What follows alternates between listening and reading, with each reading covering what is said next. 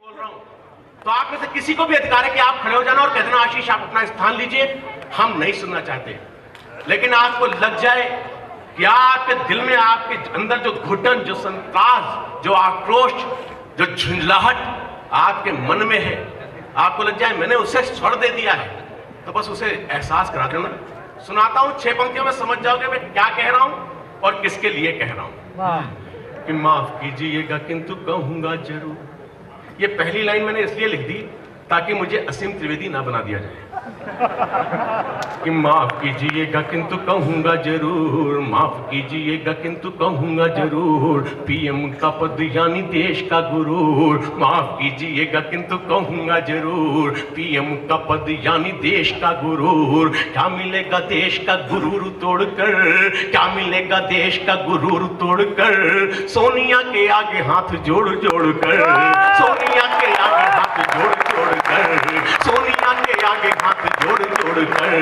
क्यों पवित्र आचरण घिनौने हो गए, क्यों पवित्र आचरण घिनौने हो गए, आप चंद हाथों के खिलौने हो गए, आप चंद हाथों के खिलौने हो गए। जी रहे ये कैसा किरदार आप हैं, जी रहे ये कैसा किरदार आप हैं, जाने किस तरह के सरदार आप हैं, जाने किस तरह के जाने किस तरह के सरदार। फिर देखना शायद उनके सम्मान में मैं सच्चा कुछ लिख नहीं सकता था कि जाने किस तरह के सरदार आप हैं, रहे राष्ट्र रक्षा के संकल्पधारी आप। बहुत अच्छे। कि रहे राष्ट्र, हमारे विश्वास था आपके ऊपर कि रहे राष्ट्र रक्षा के संकल्पधारी आप, रहे राष्ट्र रक्षा के संकल्पधारी आप, मातृभूमि मंदिर थे पुजारी आप, रहे राष्ट्र रक्षा के संकल्पधारी आप, मातृभूमि मंदिर थे पुजारी आप। कैसी थी विवशता जो मौन हो गए, कैसी थी विवशता जो मौन हो गए, कभी धत राष्ट्र कभी द्रोण हो गए, कभी धत राष्ट्र कभी द्रोण। कैसी थी विवशता जो मौन हो गए। आपने तो कविता की पंक्ति पे ताली बजा दी, इसलिए मैं आभारी हूं आपका। कि कैसी थी विवशता जो मौन हो गए, कभी धत राष्ट्र कभी द्रोण हो गए। द्रौपदी सी जनता का दर्द भूले आप, द्रौपदी सी जनता का दर्द भूले आप, शायद अपने नाम का भी अर्थ भूले आप, शायद अपने नाम का भी अर्थ भूले आप, शायद अपने नाम का भी अर्थ भूले आप। कौरवों के रथ पे सवार आप हैं, कौरवों के रथ पे सवार आप हैं, जाने किस तरह के सरदार आप हैं, जाने किस तरह के सरदार आप हैं। अब थोड़ी सी मस्ती लेता हूँ कि जाने किस तरह के सरदार आप हैं। ख्वाब में मिले तो पूछा क्या है ये 2G। देखो आम आदमी की स्थिति हिंदुस्तान में यही है कि वो आम आदमी तो प्रधानमंत्री से ख्वाब नहीं मिल सकता है। फिर आम आदमी आ गया, फिर आम आदमी आ गया। अब तो यार ये आम आदमी ठीक नहीं है। कि ख्वाब में मिले तो पूछा क्या है ये 2G, ख्वाब में मिले तो पूछा क्या है ये 2G, वो बोले जी मुझको पता नहीं है जी, ख्वाब में मिले तो पूछा क्या है ये 2G। दोस्तों ना मस्ती लेना मस्ती। ख्वाब में मिले तो पूछा क्या है ये 2G, वो बोले जी मुझको पता नहीं है जी, इसमें मेरी कोई खता नहीं है जी, इसमें मेरी कोई खता नहीं है जी, कोई मुझे कुछ समझता नहीं है जी।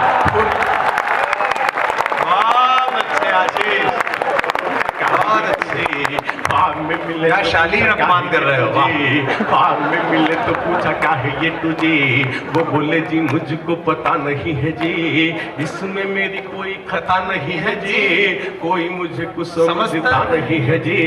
वैसे मुझसे ये प्रश्न है फिजूल जी, वैसे मुझसे ये प्रश्न है फिजूल जी, मेरे 2G सोनिया जी और राहुल जी, मेरे 2G सोनिया जी और राहुल जी, मेरे 2G सोनिया जी और राहुल जी, फिर भी पूछते क्यों बार बार आप हैं, जाने किस तरह के सरदार आप हैं, जाने किस तरह के सरदार आप हैं। कल माड़ी जी की कलाबाजी देख ली, अभी मेरे पास 7 मिनट है।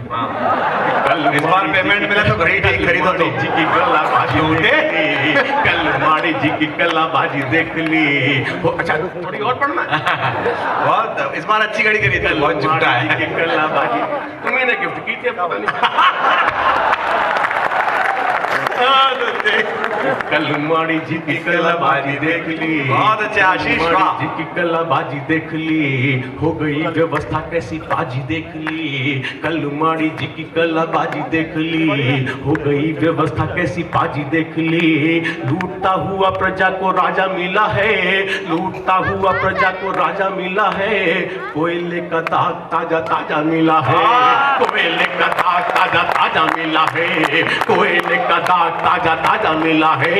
घोटालों के खेल चल रहे स्वच्छंद है, घोटालों के खेल चल रहे स्वच्छंद है। आपकी नजर जुबान दोनों बंद है, आपकी नजर जुबान दोनों बंद है। कहीं ना कहीं तो जिम्मेदार आप हैं, कहीं ना कहीं तो जिम्मेदार आप हैं। जाने किस तरह के सरदार आप हैं, जाने किस तरह के सरदार आप हैं, जाने किस तरह के सरदार आप हैं। पहले तो आप कुछ बोले ही नहीं। साहब 8 साल 9 साल गुजार लिए, उन्होंने कभी कुछ बोले ही नहीं। जब बोले साहब तो ऐसा 2 कौड़ी का बोले कि मुझे कहते हुए भी खराब लगता है कि वो 2 कौड़ी का बोले।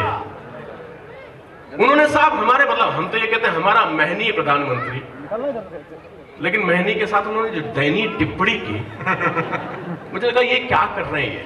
तब मैंने 6 पंक्तियां लिखी, उसे सुनना मस्ती में और आक्रोश दोनों एक साथ मैंने कोशिश की लिखने की। कि जाने किस तरह के सरदार आप हैं, पहले तो आप कुछ बोले ही नहीं, पहले तो आप कुछ बोले ही नहीं। क्या क्या हुआ किंतु होठ खोले ही नहीं, पहले तो आप कुछ बोले ही नहीं। क्या क्या हुआ किंतु होठ खोले ही नहीं। चुप्पी तोड़ी तब बोले खूब सोच कर, चुप्पी तोड़ी तब बोले खूब सोच कर।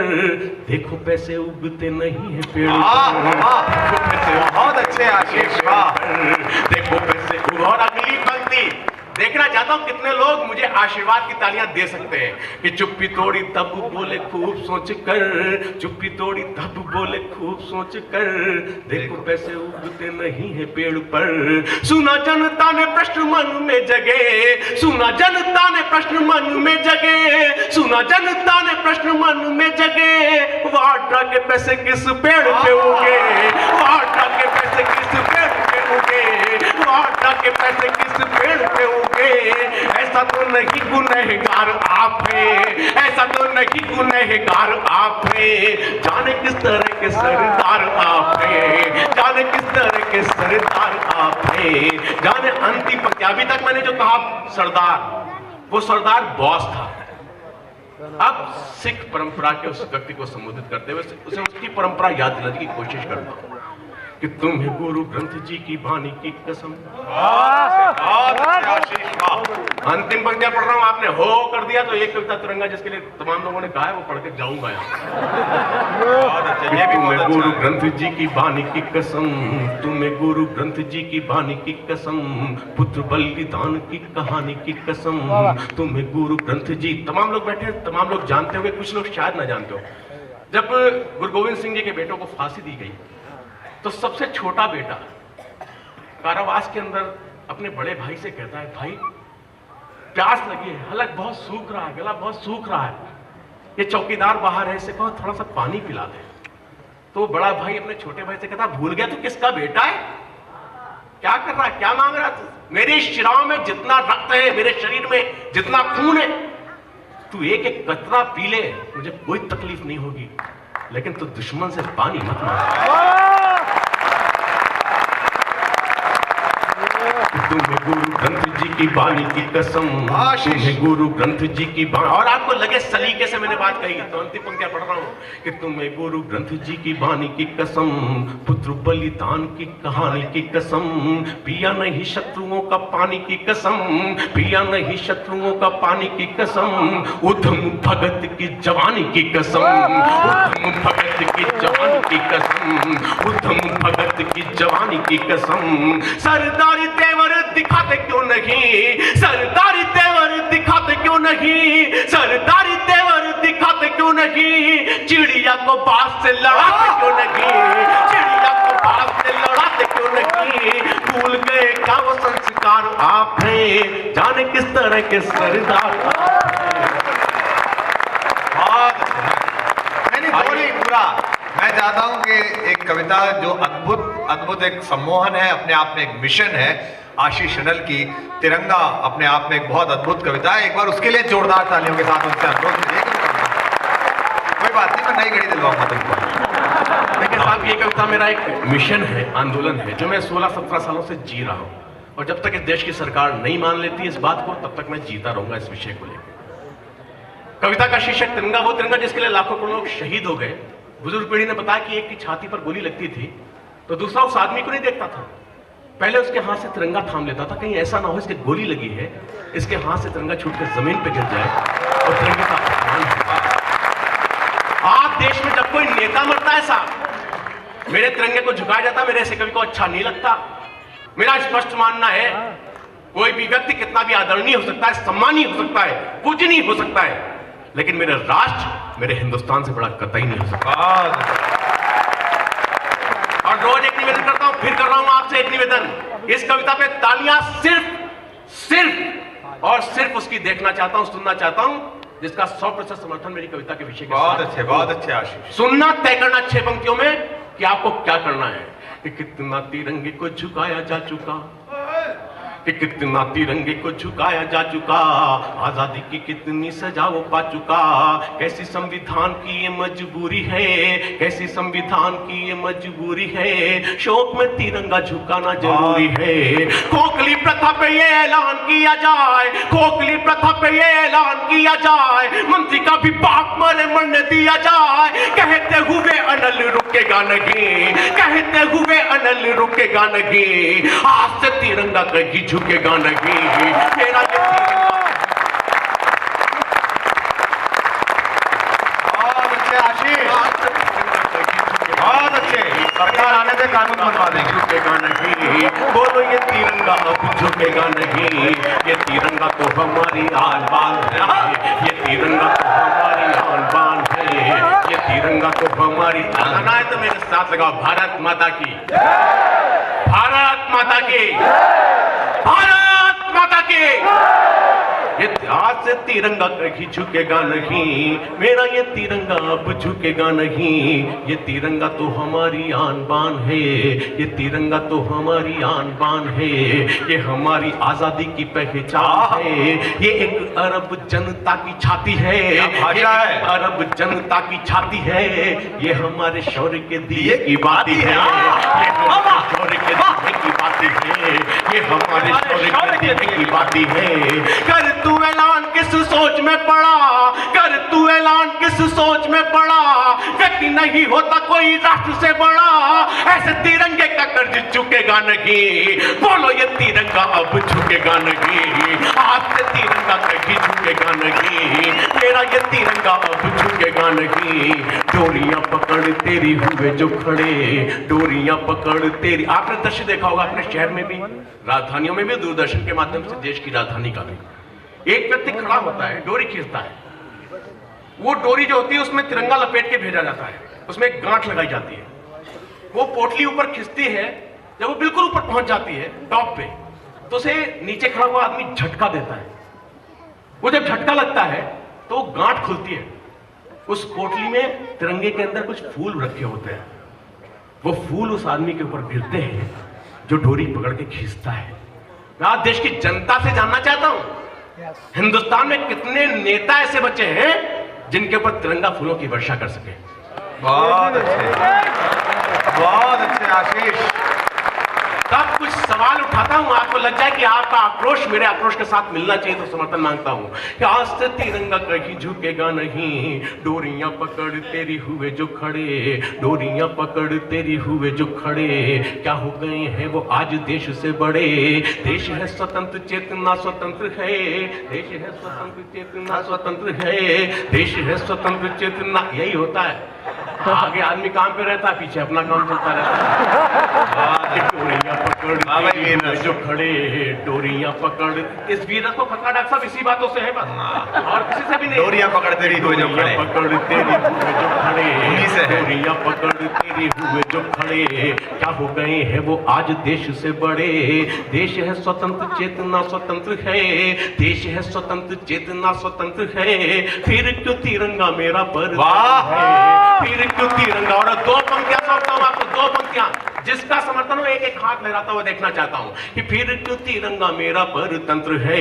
ये तिरंगा द्रौपदी का चीर नहीं है, ये तिरंगा द्रौपदी का चीर नहीं है, ये किसी के बाप की जागीर नहीं है, ये किसी के बाप की जागीर नहीं है, ये किसी के बाप की जागीर नहीं है। कोठियों में पाप की ये लुकेगा नहीं, कोठियों में पाप की ये लुकेगा नहीं, बोलो ये तिरंगा अब झुकेगा नहीं, आज से तिरंगा कभी झुकेगा नहीं। मेरा ये तिरंगा अंतिम पंक्तियां, केसरिया सफेद चक्र हरा, चार चीजें मैं सोचता हूं आप में से किसी एक व्यक्ति को बुलाऊं और उससे आके यहां पे बुला के कहूं कि अपने तिरंगे के बारे में कुछ बोलिए, जो मन में आए वो बोलिए।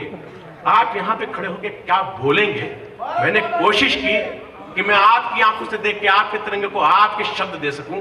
अंतिम 6 पंक्तियां सुनना कैसा लगता है आम हिंदुस्तानी को तिरंगा।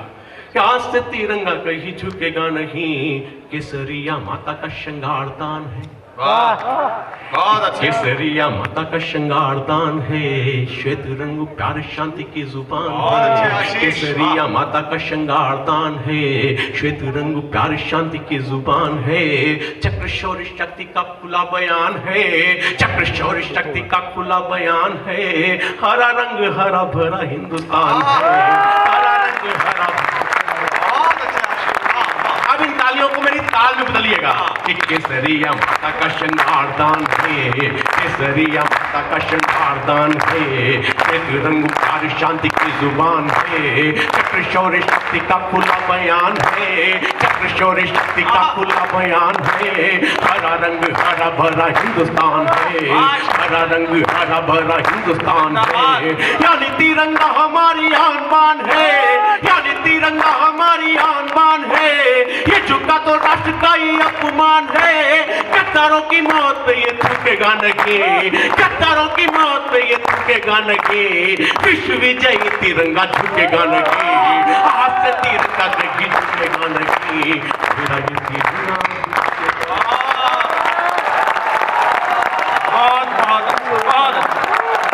वाह, एक बार जोरदार तालियां आशीष शरण के लिए बजाइएगा। मैं इस बार जब दुबई जाऊंगा तो वहां से एक अच्छी घड़ी इसके लिए लेके आऊंगा।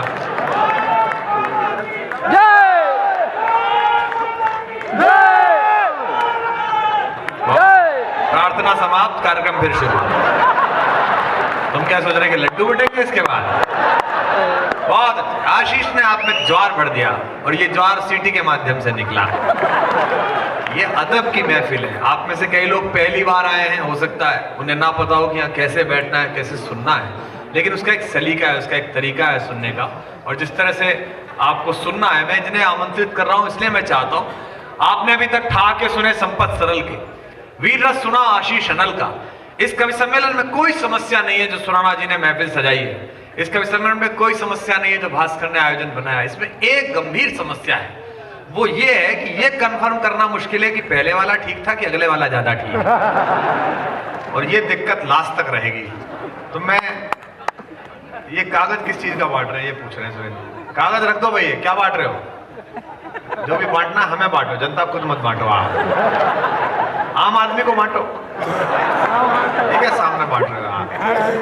बहुत अच्छे। मैं जिनको बुला रहा हूं, जवान लोग यहाँ पर बैठे हैं, शायरी का कविता का हुनर ये है कि वो कह देती है जो आप नहीं कह पाते। पागल में और कवि में यही अंतर है। पागल का लगना उसको खुद का लगना होता है, कवि का लगना उसको पूरी दुनिया को लगना होता है। इसीलिए कहता है शायर कि गुजरे हैं इश्क नाम के दोस्त एक बुजुर्ग, हम लोग भी बर्बाद उसी सिलसिले में हैं। आपको पता नहीं चलता है, मोहब्बत प्रवेश कर जाती है। या 17-18 की उम्र के बहुत लोग बैठे हैं, अचानक कोई चेहरा अच्छा लगने लगता है, अचानक कोई बहुत अच्छा है, ऐसे ही सुनना है आपको। अचानक कुछ ऐसा लगने लगता है कि आपके अंदर कुछ गुदगुदी महसूस होने लगती है। हमारे एक शायर ने कहा कि गली के मोड़ पर गली के मोड़ पर लड़कों के एक जमघट में ये किसने दर्द भरी लय में माहिया गाया, हमें किसी से मोहब्बत नहीं मगर है दोस्त, न जाने क्या हुआ दिले बेकरार भर आया।